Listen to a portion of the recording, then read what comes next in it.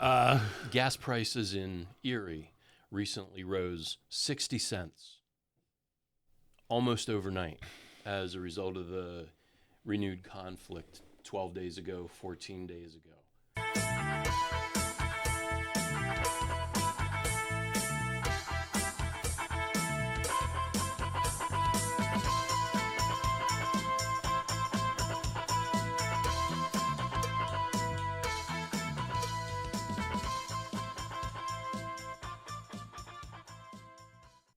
Hello and welcome back to the Common Liberty Podcast. I'm Jeffrey. And I'm Eric. Today is Thursday, July 23rd. Yeah, Thursday, July 25th. That's right. 2026. And today we're going to talk about some current events and news in Erie and beyond. And so there's several topics we're going to get into today. Thank you for joining us. Let's load the clip. Eric, what's new in the war with Iran? Well, it's been escalating. I think we are on our 12th day, or 12th or 13th day. Mm-hmm.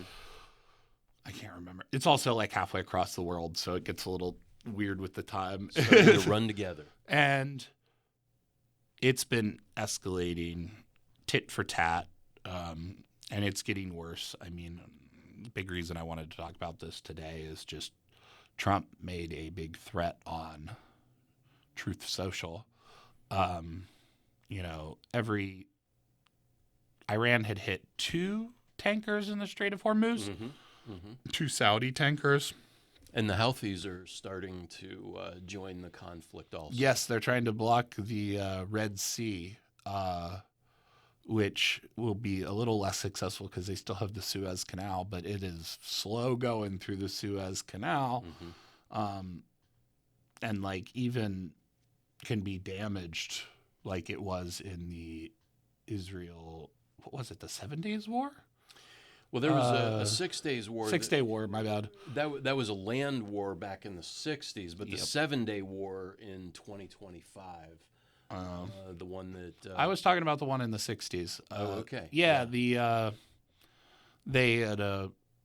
was an attack and Israel had taken over the Sinai Peninsula. Right. And they fought a lot Egypt and I think Lebanon and Syria. Yeah, it was Jordan. A bunch of countries had did an attack, and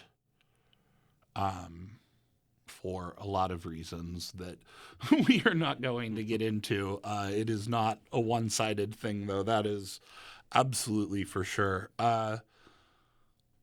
But I remember there was like a ghost fleet because there's a little body of water in the Sinai Peninsula. A ghost fleet of oil tankers. Just a ghost fleet of ships that was stuck there for years. Goodness. Yeah, and they were...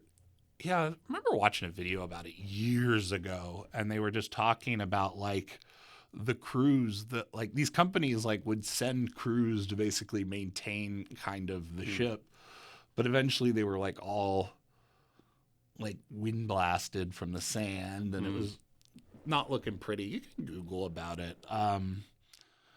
But, there has been tit-for-tat escalation over and over again in Iran, and I'm worried about desalination plants, especially. We have Trump's threat after those 2 Arabian tankers were hit that, we're going to, every time you hit one, we're going to attack a bridge or attack a bridge or civilian infrastructure is, I think, the word he said, right. Which, is a Geneva bit of a war Convention. crime. Article 51. Yes. And, when they start doing that, eventually Iran's going to attack our allies' infrastructure, including desalination plants. Saudi Arabia relies on these desalination plants the least, and still they rely 50% of their water on desalination plants. Mm-hmm. Some of those smaller countries in the Arabian Peninsula, they rely on it almost 80, 90% of their fresh water has to come from these desalination plants. and they're not really able to defend them too well. They have to be right on the water. Sure. Yeah. And we're talking about Qatar and Bahrain, United Arab Emirates. Yes. Maybe even Yemen. And Kuwait. Iran itself relies on a lot of desalination. And Qatar. That was the one I was just like, there's one more missing. I'm just like, the Qataris. But yeah, it's been, this is a catastrophe waiting to happen. Iran is able to keep up with this tit-tat-for-tat escalation. Like, we've seen this over and over again. They have their own ability to produce munitions. We need to get out of this war as soon as possible, just to prevent more death. Like, it mostly just a vanity project for Donald Trump anyways. He's easily manipulated by Netanyahu and Putin because of the Epstein files. And it does definitely appear now that water as a resource is going to play a role in conflicts in the 21st century in the same way that oil played a role in military conflicts in the 20th century. Absolutely. And, I think here in Erie, we tend to forget about water because we can look out the window and see a very large source of fresh water in front of your eyes being on the Great Lakes. This is, the Great Lake freshwater system has 22% of the world's fresh water. There's another lake in Russia that has another 22%, Lake Baikal. Right, very deep lake. Very, very deep. It's a little over a mile deep, which is nuts. But right. Yeah, it doesn't take up the real estate. It is much smaller but very deep. But they have freshwater seals on Lake Baikal, which is very cool. Yeah. The only place in the world where they have freshwater seals, and it's like on the border of Mongolia, Russia, and China. And you're just like, how did seals get there? Cool story, though. But back to Iran. And we had 3 troops die in this tit-for-tat escalation, probably more that we haven't heard about. And when is this going to stop? Is this going to escalate into a land invasion? Which I need to stress this to people if you don't understand. Iran is a very developed country. It is not this picture of U.S. propaganda we had in 2000 of dirt huts. This is a modern, developed, well-educated, modern society. Very technologically capable. Very technologically capable, very advanced. Well-educated. They've had schools that have been teaching people for over a millennia, and it's also not a desert. This is a mountainous region. And in the Millennium Games that happened in the 2000s, they had picked a general to do war games and play Iran, and they won. They beat the U.S. And these were the Millennium Games sponsored by the United States and other nations. Yeah, and then they ended up changing the parameters, and the general who was playing Iran quit because you made it unrealistic and unfair. He was like a big Marine general, and he was like an expert in unconventional warfare, which is what they are going to be using because we are a much larger force. They are trying to get us to leave, like we did in Vietnam or Afghanistan or other other military campaigns where we did try and take this territory and like the public lost the will to fight. But the thing that's different about this is there is no will to fight. nobody wants, like, overwhelmingly at the beginning of it, it had like a net negative 18 Sure. favorability rating. I was seeing somewhere now it's probably way down there. Gas prices in Erie recently rose 60 cents almost overnight as a result of the renewed conflict 12 days ago, 14 days ago. And that's a number that people see immediately. And we have to remember some of the American history in Iran.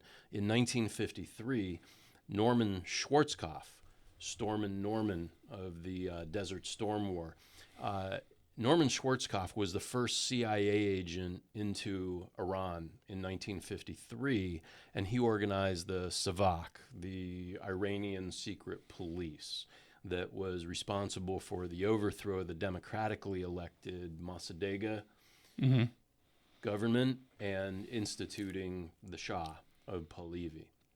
And of course, in 1953, little boys and girls were seeing their parents being mutilated and murdered. And so it's no surprise 25 years later, around 1979, 1978, as they grow up and become adults, we have the Islamic Revolution. And it's important to keep in mind the approximately 50,000 Iranian citizens killed by their own government in January of 2026. But I think you're right, Eric, about some of the trickle-down effect of this war, not just affecting oil prices, but munition stocks and also the desalinization plants and some of the infrastructure, not just in Iran, but in the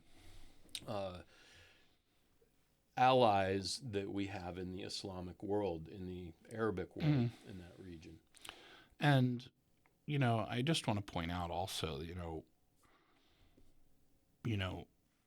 support around the regime gets better when we start going to war. There is a national interest to keep outsiders out, they have seen over and over again in their history, like we can go way back before 1950, we can go to World War II, and Iran was, there was a lot of power struggles going on there, with the Nazis, the British, and the Soviets all converging in Iran. Tremendous oil deposits. And, there has been a long history of foreign influence. And this is what is driving for this change.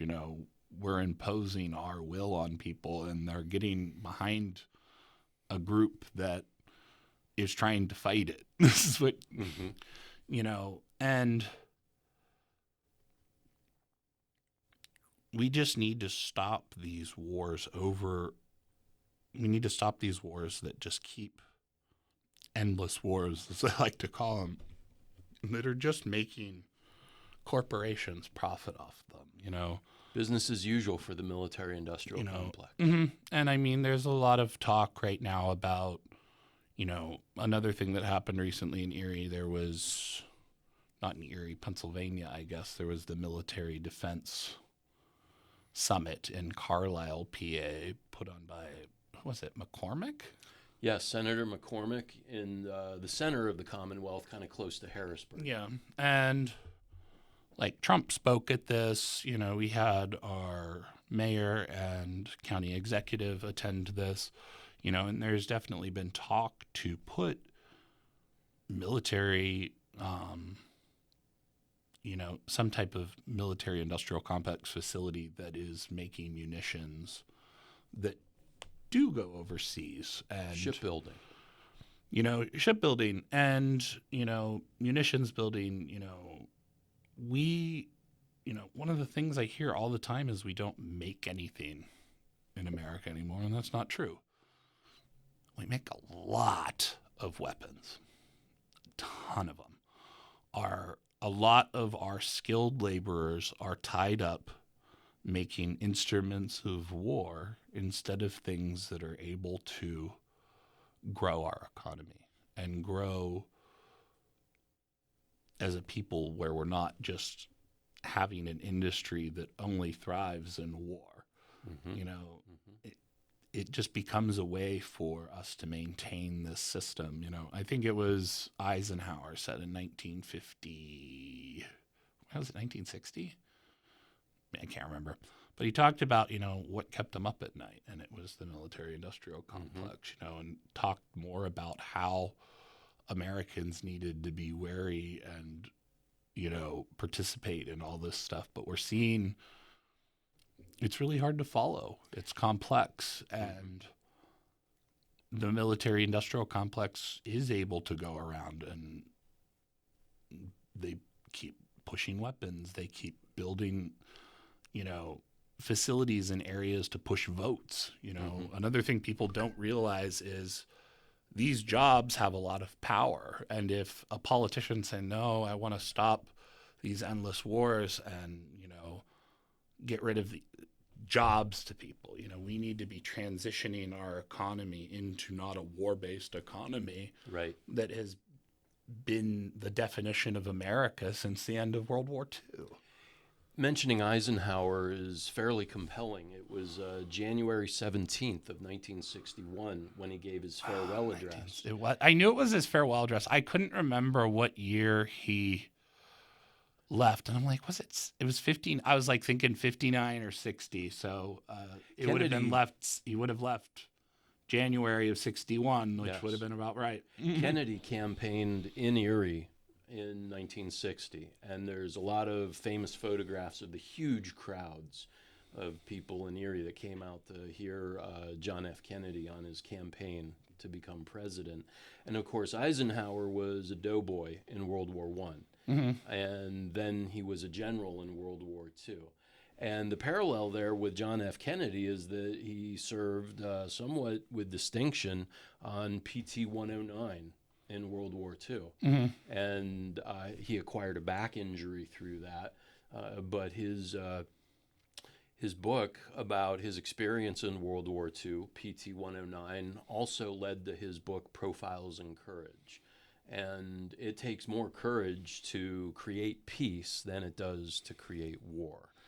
And when we think about what makes our nation strong and what kind of infrastructure helps develop family-sustaining jobs, you know, one of the critical deficits in the United States right now is our ability to produce antibiotics for the healthcare industry domestically.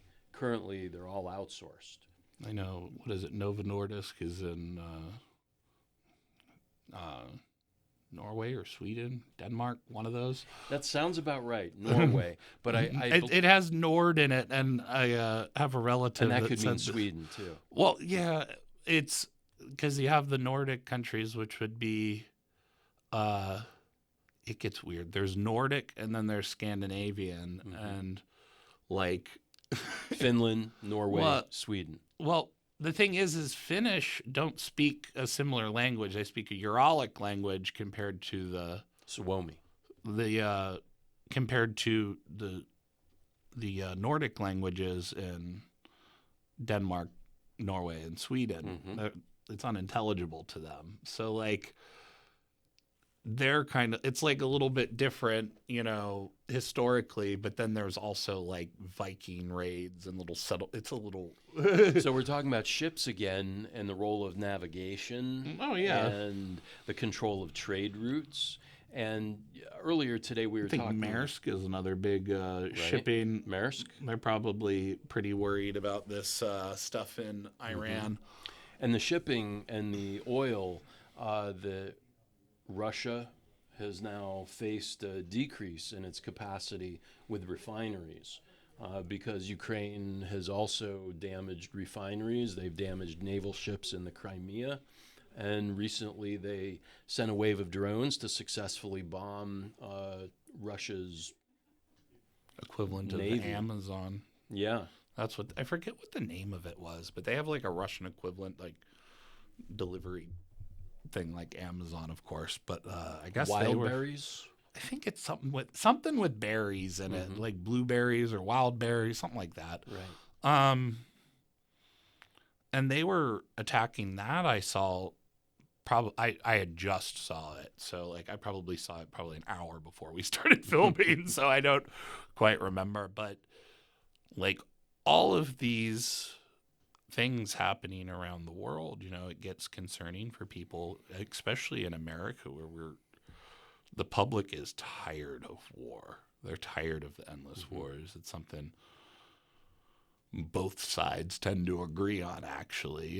One side a little more than the other, of course, but like generally it is a bipartisan popular issue that, let's stay away from war. And obviously you get people in the military who like want promotions and wanting to show themselves. And there's a lot of pressures from other, generals who want to make their name and, and all this other stuff to pressure our not so well leader into making rash decisions. Well, where the pressure is coming from is a really regional question. Who benefits from the war in Iran? Mm-hmm. It's Israel. Israel, and, I don't think Trump is always quite the rational person. I think he is looking to benefit himself and make a name for himself as some kind of great leader. He wants to be seen as receiving something. He wants to be a great man leader, and like invading Persia is always the classic for despots, and he's not a rational person, so it's hard to always, like, you can see like hints of the rationalism, like he knows that it's not popular and people don't like it, but like you can see he gets in temper tantrums, it seems like, and just starts going off on freaking truth or doing some other stupid thing. What is popular is the World Cup. And we recently hosted the World Cup. There's a lot of great stories that came out about American citizens supporting visiting international teams in Kansas, wearing the green jerseys of Algeria in Kansas. Way to go, Kansas. And the final game between Spain and Argentina really does kind of come full circle with the Iran conflict, because Spain denied the use of its airspace to American planes. And Trump was criticizing that 3 months ago. And he was pretty mad about that. Right. He tried to linger on stage at the trophy celebration, Viva España, and ended up getting edited out of the footage. And even the Australians, just watching it happen in real time, were saying he's going to get edited out. And lo and behold, that in fact happened. I was rooting for Norway. I really wanted my boy Holland to win. He is my big giant Norwegian ostrich. But I watched some of the games. I was rooting for Norway. I'm a big fan of Erling Haaland outside of FIFA already, so I have my Manchester City scarf at home. But there's a lot of subplots, like Lionel Messi and Yamani, I think his name is, the gentleman who played for Spain. And Lionel Messi was photographed, holding Yamani as a infant. And now Yamani plays soccer, and he faced off against Lionel Messi in the World Cup and triumphed. So we definitely congratulate Spain on their hard-fought victory. But coming back to the Iran war and how we've mentioned the Vikings, one of the most popular movies today is the Odyssey. Yeah, that was great. It's very timely, yeah. That was a... it doesn't really have anything to do with Vikings, but I guess the ships can be kind of long and Viking-looking, kind of at times. But no, the Odyssey was an awesome movie, and I don't want to give any spoilers, but I definitely recommend going and checking it out. A lot of Christopher Nolan's movies focus on themes of memory and grief, starting with the movie Memento. And Guy Pearce plays a man with amnesia, and he gets tattoos or writes on his body so that he can remember his previous life. And in the Odyssey, Odysseus, I sing of arms and the man, is traveling to Troy, has to wait 10 years on the beach to attack, and all through the movie you see Matt Damon's character being caught between strength and weakness. And at the same time, Anne Hathaway's character, who is the emotional core of the movie, she is maintaining the castle while 100 suitors. Well, let's not spoil it. Well, the poem's been around for a little while. I don't. A lot of people might have not seen the movie though, and it's definitely different than the Odyssey a bit. There were definitely parts of it, but I think what's interesting about the Odyssey, I found out recently, is the Iliad and the Odyssey. There were 8 books. Mm-hmm. There's 6 that are missing. We don't have. The only records we have of the 6 other books that weren't written by Homer, they were written by other people. The Iliad and the Odyssey were the most expansive and had Homer on it. So, That's the one they chose to copy over and over again. But the other books, we only have, we don't have the poems. We just have, people subnoting what happened, summarizing what happened. Mm-hmm. And they got copied over and over because they were considered something like religious texts that illustrated the role of the Greek gods controlling the sky, controlling the sea, controlling the land. Now, of course, in the movie, that's a very abbreviated part of the plot, although there is a very interesting casting choice for Helen of Troy, and some very, very striking visual images of a statue of Athena. But perhaps the most brilliant and probably what will become iconic image of the Odyssey is the image at the very end of the movie. Well, let's not spoil the movie. Oh, I won't spoil it. We all heard of the Trojan horse. Mm-hmm. And that's a focal point regarding the deception that lies between life and death. And that theme is played out in many ways in the movie. So definitely go see the Odyssey and try to catch it in IMAX if you can. And thank you, Christopher Nolan. Yeah, it was pretty good. I definitely enjoyed the hell out of it. I don't want to say any more. Now, there's another documentary that has just been released called Brace for Oblivion by Zachary Irving. And it's a film about the Ukraine war. And it's actually filmed in Ukraine. Zachary Irving was embedded with Ukrainian troops with his camera crew. And it really is literally guerrilla filmmaking. Mm-hmm. Brace for Oblivion is something we should look for wide distribution, and hopefully Mr. Irving will achieve that. Well, yeah, I'll have to definitely look into that. I haven't... Chain Gang Productions. Yeah, I'll have to look into that. I don't know anything about them, so I don't know what to say yet. But I'll look out for that. Full disclosure, I went to high school with Zachary Irving. Oh, really? I didn't know that. What was I going to say? My head is spinning. Well, we can definitely bring our focus back a little bit to more domestic issues. And for our Solidarity Report, I'd like to mention some news out of Rochester, New York. The Rochester Regional Health Organization, it's a big hospital and several associated healthcare facilities. The Union of Nurses and Allied Health Professionals in 2022 found themselves with an anti-union campaign. The Rochester Regional Health Organization spent $1.3 million in an anti-union organizing campaign. However, one of the critical incidents that led to the organization and the unionization and a new contract was an active shooter incident.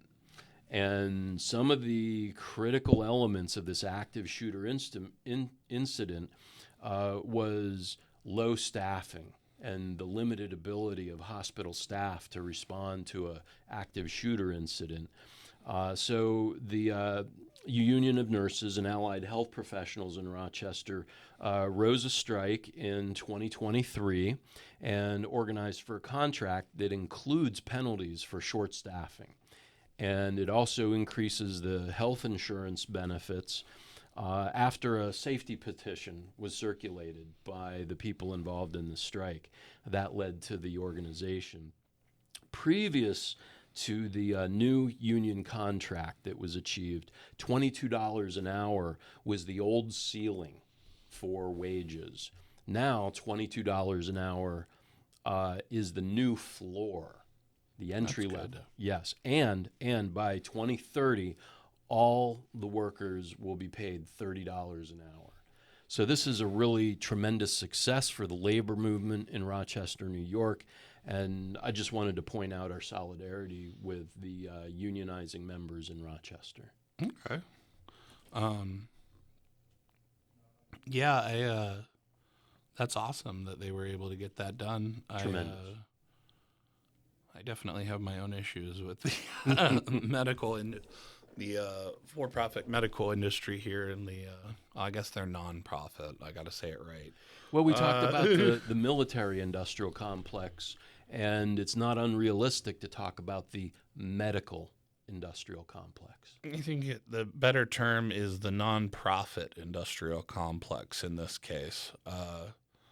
And it's something that we definitely see a lot of, and we should definitely have an episode about in the future, because it's something that frustrates me endlessly with just, in my eyes, the consistent failure of a lot of nonprofits from my eyes. And they just continue to get funded year after year, even though what they're offering is minimal. And I'm at the point now where I'm just like, yeah, I understand why more rural people are frustrated by paying for this, because it barely reaches people in the city. It's definitely not reaching rural people. But I'll hold off. I could go off. I'm going to go off on it. But well, we could talk about the affordability crisis from another angle. Okay, yeah. In terms of corporate profits. And in quarter 2 of fiscal year 2026, Bank of America reported $9.1 billion in revenue. That's a 15% increase year to year, for a year-to-year profit of $31.6 billion. So where's the money going? It's being extracted from the working workers class and given to shareholders. Yes. And we've definitely appreciated the wisdom that corporate profits are the stolen wages of labor.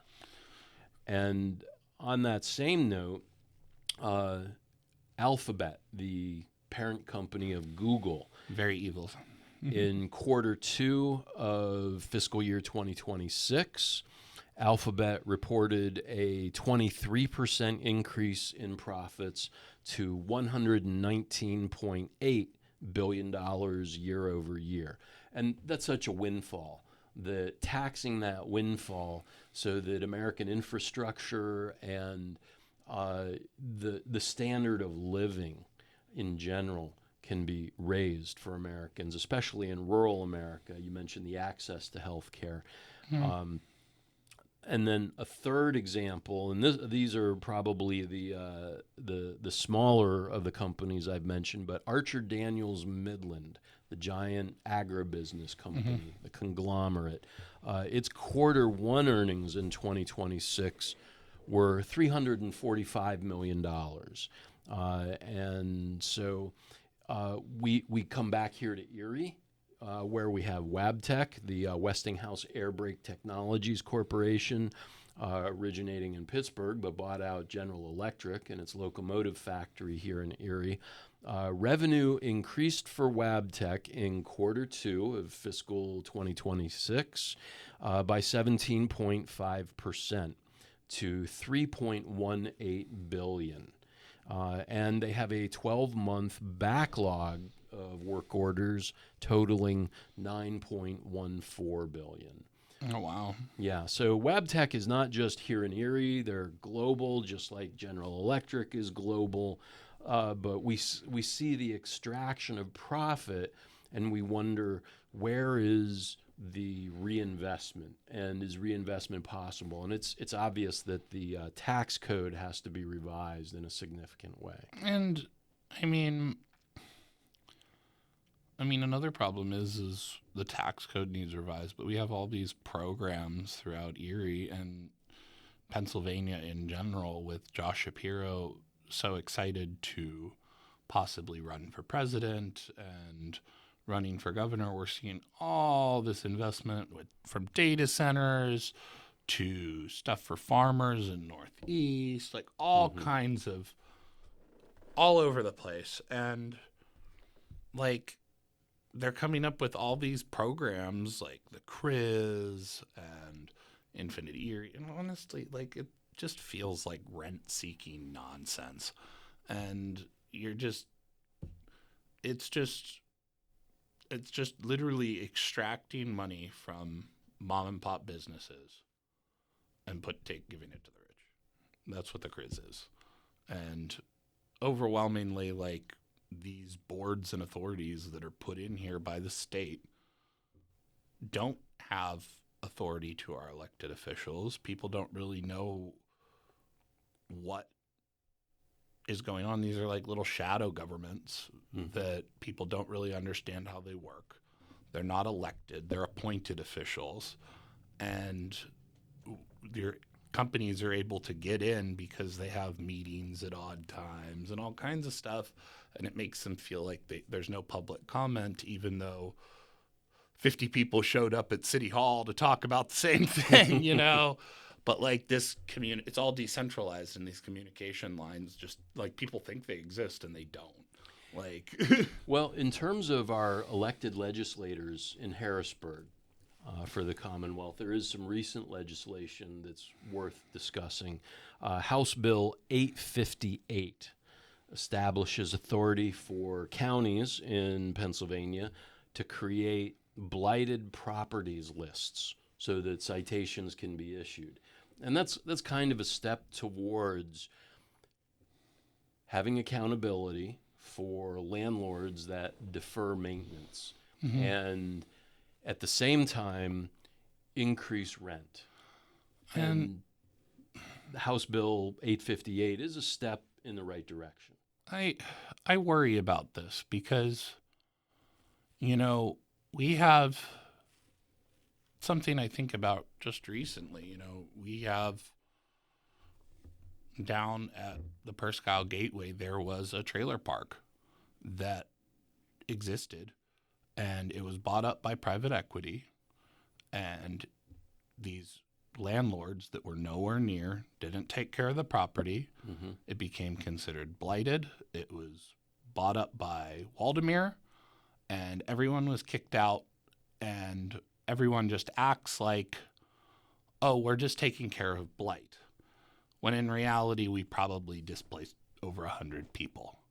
There's a certain predatory mechanism in private equity, and we saw how Toys R Us was bought out by private equity, Joanne, burdened with debt, and then split up and sold off and disappeared. Joanne Fabrics, oh goodness, what a great store. Joanne Fabrics was a longtime provider of high quality textiles and supplies for crafting and buttons, but also bought out by private equity, cut up into pieces and sold off. No longer exists, except maybe a shelf or two at Michael's, another craft store.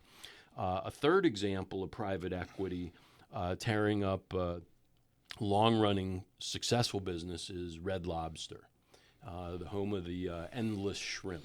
I think that's what bankrupted them. Well, I don't know. I don't know. I think I was happy to see Red Lobster go. I think Darden chain restaurants needed to.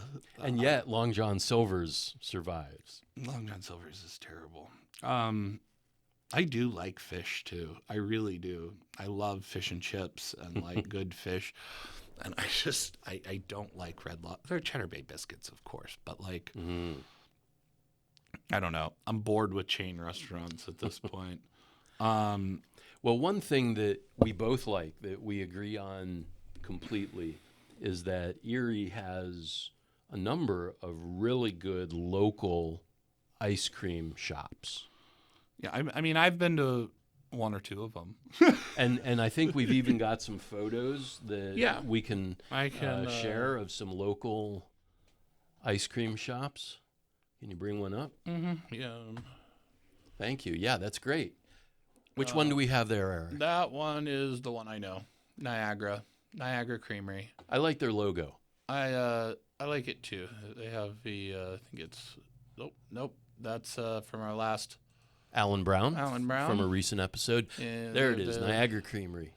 Niagara Creamery. Nice chip there. Beautiful. You know, we have the Whippy Dip. Okay. Where's that at? So Whippy Dip is on West 26th Street near St. Vincent Hospital. Now, the night I took that picture, I believe it was Tuesday night, the 21st. This was about 8:45, maybe 9 p.m., and there was a line going back from the front counter all the way to the sidewalk. Just a really great crowd. And that time of night, 8:45, 9 p.m., that's kind of on the late end. The ones that close early close around 8 p.m. The ones that close later close around 9 p.m. Whippy Dip is a long-standing traditional ice cream shop in Erie, very, very popular. And the next one that we want to talk about, there's the Whippy Dip with the big crowd. And then we have Denny's on the east side. So this picture doesn't really capture the size of the crowd at the counter. Denny's is on East 10th Street and Parade in Erie, and is very well known for coming up with its own flavors. Homemade that's cool. ice cream. Yes. So Denny's is also very, very popular. And I think if we maybe move forward on another picture, there's Denny's sign, blueberry yogurt, lemon sherbet. Established 1902? Or was I that think that was 1992? 1982. 1982? Yeah, that's an 8. Very good. 1982. So 44 years of continuous service. Orange sherbet twist, Blue Moon soft serve. And then here's one in Northeast. That one is my favorite. That is the Straw Hat. And this is an ice cream shop that has been open for years and years also. Northeast has an interesting combination of agricultural and industrial businesses in town. And they feature ice cream from the Penn State Creamery. I like the waffle cones with the Death by Chocolate and the coffee ice cream. But the rooster is the logo there. And the Straw Hat really calls back to the agricultural history of Northeast. Just a beautiful place. You can see the lights on the strings above the picnic tables. And this was this shot was taken probably around 7:30 in the morning yesterday, on Wednesday morning. So they're an institution in Northeast, Okay. and definitely worth visiting. Let's take a look at the next one. I don't think they're related to One Piece. I don't know if you know that one. There's an a very popular anime called One Piece. And like the main group call themselves the Straw Hats, and they wear straw hats. Interesting. And that's like kind of their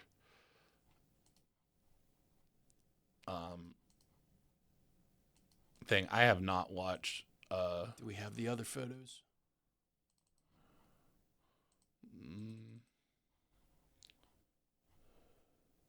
Here we go. Okay, so this is the Double Dipper in Harbor Creek. and They have a Sasquatch. they have a Sasquatch, Boojum, and they have some really excellent water ice. I like to get the rainbow water ice with a scoop of vanilla. That's cool. In the middle of it. They Yeah, have the yeah. slush puppies. Right. I remember they had those at my Boy Scout camp when I was a kid. On a hot summer day, some ice cream is a nice treat. And then The Double Dipper. Mm-hmm. Is there any more? Nope, that's it. So we've talked about the Niagara Creamery and the Straw Hat and the Whippy Dip and the Double Dipper. And there's 2 Whippy Dips. There's a Whippy Dip 1 and a Whippy Dip 2. That's I right. think the Whippy Dip 2 is closer to my house, but I don't think I've been there. I've been to that one, and I've been to Niagara. I've been to Maria's. Have you been to Denny's? No. Denny's is good. I went to Maria's a lot because it was by the card shop I like to play Magic at. But Well, I think we've had a really interesting discussion of some current events, both local and international. We've touched a little bit on the affordability crisis and some emerging legislation. But as we get closer and closer to the dog days of summer, as Sirius rises in the sky and the heat begins to fill our eyes, we kind of look at The ice smoke. cream and the smoke, yes. those Canadian wildfires are horrible, but We did have some rainstorms that kind of washed things away. That was a relief. But we want to thank everybody for tuning in to the Common Liberty Podcast. I'm Jeffrey. I'm Eric. And as always, load the clip, and we'll see you next time. Thank you very much for tuning in. Thanks, guys. Make sure to like and subscribe. Have a good one. Have a great day.